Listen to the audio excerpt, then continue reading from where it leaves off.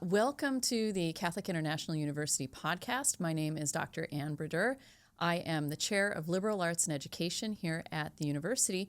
And today I'm here talking with Dr. Tom Ostronic, who is in the Master's in Liberal Arts Education program, studying in the Catholic Intellectual Tradition track. Dr. Ostronic has a very interesting background. You've come to the Catholic International University from a very varied path, and so I'm wondering if you could tell us a little bit about yourself and how you came to the university and how you came to education. Sure. So my background, where to start. I give you an idea of my experience. I was a chemistry major in college. Mm-hmm. I went to College of the Holy Cross in Worcester, Massachusetts, and I was Navy ROTC at the time. Yeah. And so after college, I went into the Navy. I was a submarine officer, and I stayed in the Navy for 7 years. And then I got out because I'd always intended, quite frankly, to go to medical school. Okay. And so I applied to medical school, and I went to Georgetown University. Mm-hmm. And to pay for that, I used an Army scholarship that they have for the health professions. And so after that, I did training after that in internal medicine at Walter Reed. I spent a year in Korea as an internist, and I came back and did a fellowship in cardiology at Walter Reed again. Then I stayed on at Walter Reed as a cardiologist and the staff. And after that, when I left as a civilian, I actually was the cardiologist for the Pentagon. And so after that, it was interesting. That was a great job. Yeah. The great people over there. And so, but now I've been retired for almost 10 years. And so about 5 years ago, it was 2020, in the throes of COVID, I was asked to join the board at my high school, which is here in Washington, D.C. It's an independent boys' school run by Benedictine monks. It's St. Anselm's Abbey School. And so I was asked to join the board, and I did that. And it was an interesting time because we had COVID, and all the schools were shut down. We were grappling with how we were going to survive. We got past that. And then it was also an interesting time because with COVID, there'd been so much parents had found out exactly what was going on in their children's schools. There was a lot of controversy about what was happening in the schools. And plus, people wanted to get their kids back in school. Right. We were fortunate. We were able to open up very early. Right. And there were the issues at that time. Of course, I'm sure people remember, it was the riots, and we had issues regarding social justice, racism, anti-racism. All these issues really came to the forefront. And so I felt that being a board member, I had to really throw myself into that and learn it's a Catholic school. I have to learn what exactly the church's positions are on these issues. So I did a lot of reading about Catholic social doctrine, education, and I've continued to do that. Right. I can accomplish a lot, but it gets to the point where I need some direction. Right. I also need somebody to challenge me. I try to, when I read, I often make notes or ask questions or write something, but it's hard to write, and write those essays. And my ideal has always been to write essays like, it's purely aspirational, but it's C.S. Lewis or Robert George or people like that. Recently, Abigail Favale, who write, they ask hard questions and they dig deep into them. And one of my favorite expressions, quite frankly, is by Gustave Flaubert, the French writer from the mid-1800s, wrote Madame Bovary. But one of his expressions was, the art of writing is the art of discovering what you believe. And I find that to be so true. But when I write for myself, I can get so far and then I can just leave it. Yeah. And so I wanted to be in a program where I was going to be challenged, where I could challenge other people and dig deeper that way, and where I'd be forced to write and express myself. And so I was looking at, I actually saw you on a podcast. Oh. because you were doing something. It was something about Catholic education. Right. We were doing with Bishop Connolly, I believe, from Lincoln, Nebraska, and somehow I believe you mentioned Catholic International University throughout the talk. And it was an interesting talk, and so I looked it up, and then I found this program that I thought, this is terrific, because it was this Master's in Liberal Arts, which I'm very interested in. That I'm a big believer in liberal arts. And then with the Catholic intellectual tradition, I saw the courses. It started with Christian anthropology. What is a human person? And not just the Catholic perspective, but going back to Aristotle. And the philosophical perspective, and so they had that, and then the history of Catholic education in the United States, which is much more interesting than I had ever imagined. And then it's deeper. There was one course on, I believe, John Henry Newman. And of course, he's written these great books on Catholic schools. He even wrote a book on Benedictine schools. And there was a deep dive into Plato and Aristotle and Augustine. I think there's a whole course on the thinking of Thomas Aquinas. So I thought. And then the last one was the hard questions. So modern day, what's happening today, and these hard questions that I was trying to struggle with myself, be able to talk to them and counter them with somebody else. And also, I thought it was so interesting. There were two courses which involved travel. One to the Middle East, Israel, the Holy Land, and the other was to Italy. I love traveling to Italy. I study Italian also. So, in one of our classmates, my classmates right now, recently went to Israel, and so I'm really, I intended to get in touch with him and talk to him about what that experience was like. So that's how I came by it. I came onto the board. I felt like I needed to know a whole lot more about it than I did. And this course just seemed to be all the things I was focused on. I mean, it was ideal for me. So what is your experience of taking courses online been like for you so far? Some people have never taken a course online before, and it might be helpful for them to understand, like, what's your experience of it? Yes, well, my favorite is always in the classroom. There's nothing like being in a classroom. And because there are things that go on before class, after class, it's just so great. But it's hard to do that. And I've tried to do that. And so it involves commuting time, which is difficult. Especially when you've got a lot of working adults trying to come together at the same time. And I found that most of the adult classes that I've been to are usually, they're good, involve a lot of reading, but they don't demand a lot out of you, quite frankly. So there is not a lot of writing usually. And so and I've done some online. There's so much information online, so I look at that. But this is the first online course I've done where it's been as interactive as this has been, where I've had to write and submit it, and have other people read it, which is that puts some pressure on you in a good way, because you really have to make sure that you're saying what you want to say, and you've thought it through.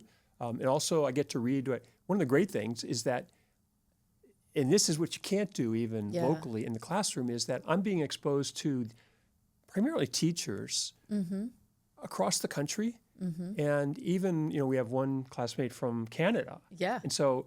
And when we meet together on the Zoom sessions or when people write, I get to see what they're experiencing, which to me is really, really valuable. It's fascinating. So the online experience has been really good. I particularly enjoy the Zoom sessions where we interact with each other, that you're available. It's, you have office hours, of course, but then you say, but contact me whenever. Anytime, let's chat anytime. And that's been great. So it's really been, it's been better than I imagined it would be. And so I think it works.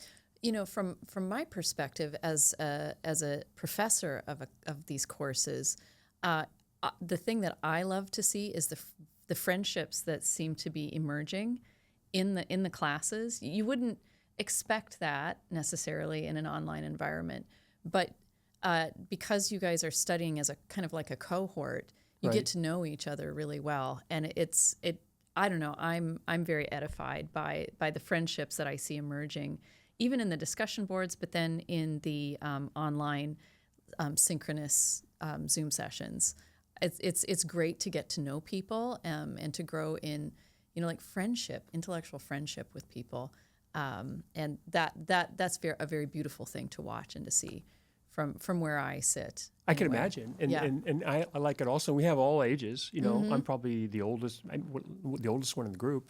But we have young people in their 20s and who are teachers, and people in the middle range, right? Yeah. And so it is because again, nothing's like being in person with somebody. Yeah. But it's amazing how you start to feel this relationship developing with some of these people. This camaraderie. Sometimes thousands of miles away. Right. You probably will never meet in person. Right. And they run the generational span, like, from Gen Z all the way on up, And so it's a lot of fun to watch that interaction happen and to watch the learning happen from one another.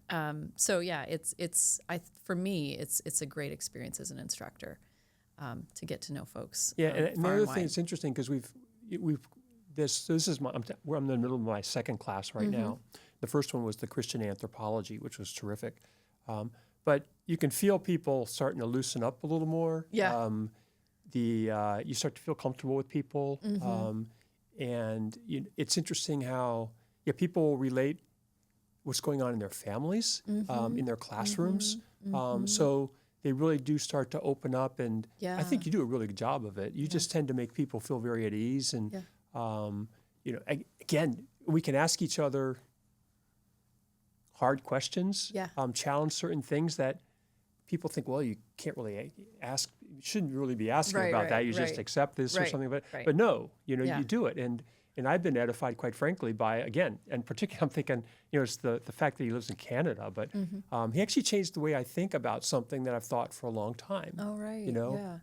Because he made a comment on that paper. He asked me a question about, what exactly do you mean by that? Yeah. And so when I gave back to him, and he said, well, really, I think this. And I went back and looked at it. I thought, you know what? He's right. Yeah. So it's, yeah. And that's probably one advantage of being online, quite frankly, that since you're interacting on the online all the time, you can do it any time of the day, right? I mean, and so I think there may be more online interaction than if you were in classes with somebody when you'd wait until that moment you were with them, right? You're right. So I'd never really thought about that before. It's interesting, yeah. So let's talk a little bit about some of the classes. You're halfway through your second class, but let's talk a little bit about topics that were really interesting to you, or moments in discussions that were really interesting to you, or even books and articles that you thought were fascinating for you. Yeah, the book that's on my mind right now, because I'd never heard of it before, and yet I'm starting to recognize it may be a classic in education. Right. Is this, was it Christopher Dawson? Yeah. Is it Crisis of Western Education? Crisis of Western Education. Yes. Yeah, you assigned this one article, one chapter in there, and I bought the book because then you went and read it. What's that? Then you went and read it. Well, a lot of it. Yeah, It was so interesting. I mean, I thought, because you had held up the copy, and I thought, boy, that's all dog-eared, and she really thinks she must really like that book, you know. And you held it up as if it was a classic. And I saw it was written in 1961, and it reads like, in many ways, it could have been written last week. Right. Right. And it talks about, and it's also very, very. It's beautifully written. It's so comprehensible, and it tells me all these things about, again, the history of Catholic education. Right. That I had not known a lot about. So that's one. You gave us Bransfield, and you gave us Escalanda, and then another one which you said, because we are moving rather fast. Right. Right. And so there are a lot of things that I'm holding on to the book, or if you like to go back to, if you wrote an article and I look into where that article come from. And I see the book, I read the book, I get the book, and it's like, oh, wow, I didn't know this existed. Right. Gosh, there's so many things that I found interesting. But I thought the philosophy of the human person was really interesting, particularly Aquinas and how he utilized Aristotle and developed that whole concept of human person. It was like, the three types of souls, vegetable, vegetative, sentient, or animal, and then human. And then the way it got broken down, and what I've realized since then is that a lot of times when I'm reading things, I didn't really understand where it was coming from, and now I do. And now you do. Which Yeah. I find very, very helpful. Right. So I thought that breaking down of the, the intellect, the will, that is really useful. I see that coming up over and over again. Yeah. And then you have us read, I don't mean to cut you off. Yeah, no, go ahead. No, it's just, you're having us read some, a lot of Vatican documents that I had not paid much attention to before. Right. I read a lot of ones that I thought were relevant, but for example, this one you just had us read on the laity, the role of the laity. It was from 1965, and I think I mentioned this in class. I was amazed that what we were being asked to do back then, before they even knew that there would be such a fall off in people religious vocations. Yeah. So yeah. I mean, I'm finding. Yeah. I think it's all interesting. Right. Yeah. One of the goals, and I think this is one of the unique things about this particular program, is because it is international. We've got folks from other countries in this program. We've got folks of all different ages, from many different time zones in this class. That it gives a sense of the church on a global scale. I think oftentimes in the United States, when we think about education, we think about our own particular experience of education, and that this must be how everybody, everywhere around the world experiences education. But that's not the case, or even that Catholic education has always been the same, as we experienced it, from the beginning. Yeah, and so one of my goals is to kind of open up our understanding of the depth of the treasure that we have in Catholic education, stretching all the way back to Aristotle. But then too, even in the Church's magisterium, even from the last, 150 years, how the Church can help us to gain that breadth of vision, so that we can understand our place in the world and our task before us in education. So I'm wondering how you see these courses serving you well as a board member, and your involvement in a school. Sure. Well, as a board member, again, I had virtually no experience in K through 12 education before this, other than what I went through, which was a long time ago, and things have changed a lot.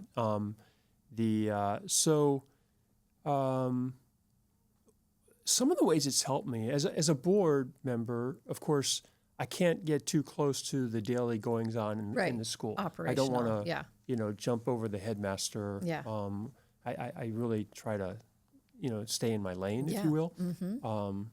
Hopefully, I do that. And but one of the great things about this is this gives me the opportunity to talk to teachers in a way I can't in my school and find out. It's also caused me to actually, I was going to say is I've actually visited other schools to get that same perspective. Right. And so it's also given me a better idea of what the goals are, what makes Catholic education unique. I think actually that some of the church documents are really good about this. I think there's some great writers on this. Robert George writes some great stuff on this. Matter of fact, he just came out with a new book you may know, Seeking Truth and Speaking Truth. Yeah. And he talks about education in there because he's talking about the whole idea of this whole idea that there's a truth. That's what makes Catholic education unique, I think. Right. Is that there was one statement in one of the Vatican documents that said Catholic education unites the search for truth with the conviction that we know the source of the truth. Yeah. So the idea that, first of all, to acknowledge that, yes, there is a truth. I think that's, one of the major challenges we face today is relativism, cultural relativism, or just relativism about, truth itself. And so this is a conviction that that truth is knowable, and we know the source of it, so we get at it through faith and reason. Yep. I mean, that's the Catholic intellectual tradition, is bringing those two That's right. paths together. And so what this course is doing is helping me to read actually some of the people who they express that better than I've been able to express it. They clarify, crystallize some of these thoughts in my mind. They make me see, they remind me of what we're supposed to be doing in the school, what our goal is for the school, what makes us unique, and which is what we have to be trying to preserve. Right. What makes us different. The distinctiveness of what it is that we do as Catholic educators. Yeah. Right. And particularly it's so interesting. Like the, and like in the Catholic school, for example, like in last semester's course on the human anthropology, Christian anthropology, we talked so much about virtue. Yeah. And so in the schools, what we're trying to do is to impart knowledge, and build virtue. Yeah. And wisdom. And so matter of fact, I was listening to a podcast last night that was really interesting. It was with Dr. Andrew Abella, who's the dean of the Catholic University School of Business. And apparently he's just written a book. I think it's about virtue. He was talking about a podcast, and he talked about how that, and one of the things he said which interested me about it, because he's really addressing himself to K through 12 schools, although he teaches in a business school. And he was talking about how the virtue and knowledge are really inseparable. Yeah. Because you have to properly acquire that knowledge that we're trying to impart. The students have to be disciplined. Yeah. They have to, have courage. They have to have all these virtues, these habits that we try to impart in them. And and I think in our Catholic schools, we do a really good job of that. I think we do a really good job of that in our high school. Yeah. And so we want to make sure that we preserve that.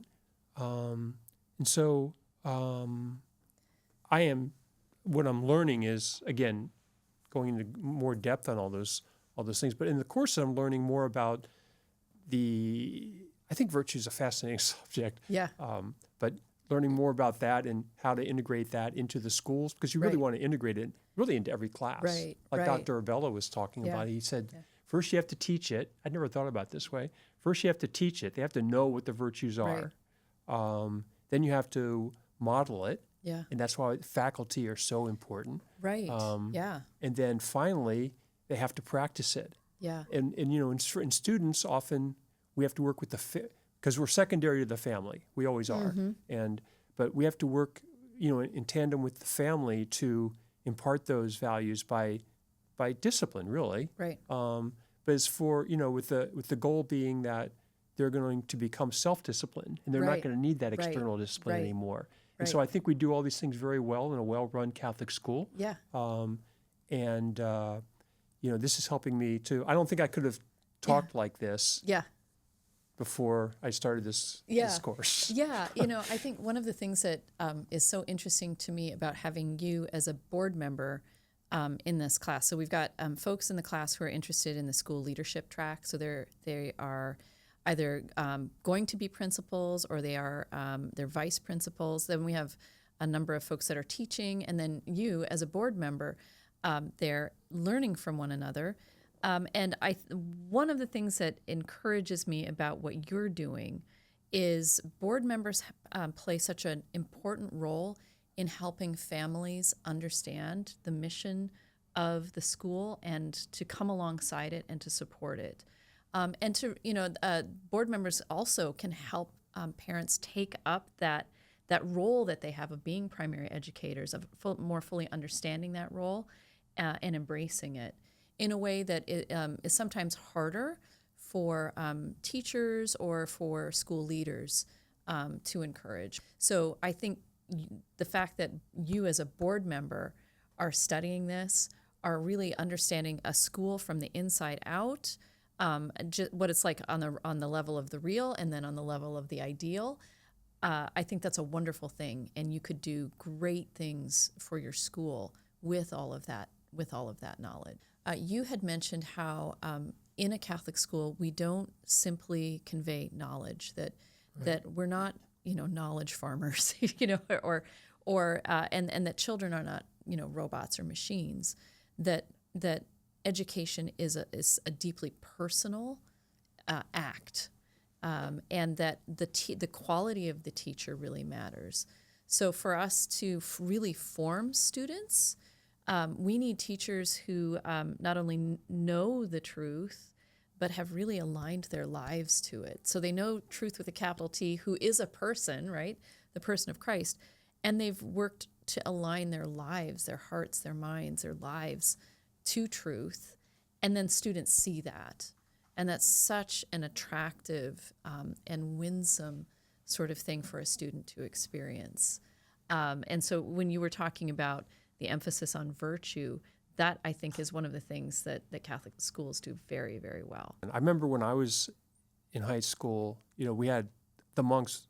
We had a lot of monks in the school at that time. I went to the same high school I'm serving on the board for now. But But one of the things that came back to me later, because like many people, I drifted. Time in the Navy, it's like you think you don't have time for these things, and and you think you're you think you're doing pretty well anyway, right? Right. And so but one thing, as I got older, I did reflect on the monks, whom I had taken for granted back when I was in school, I think, and I would appreciate, because we had exceptionally talented men as monks. I mean, and they could have done other things. Yeah. And to think later on that, gosh, these guys were really smart. Right. They were, they had masters and PhDs, and yet they commit themselves to this. They commit themselves to children. Yeah. Yeah, and into Catholic faith. I mean, they really believe this stuff. And it's like anybody who's dismissive of it, too readily should think, well, wait a minute. There are a lot of really smart people who live their life. I mean, they dedicate their lives to this, right? The nobility of it, yeah. Yeah, and so so that example was really powerful for me, and I've talked to other people for whom it was powerful also. But you're right, that living that model. Now, of course, we rely so much on lay people to do that, and although it's so great to have religious still in the school, and we have some wonderful religious who are still in the school. And I think that the students can't help but look at them and wonder, there's something to that. Right.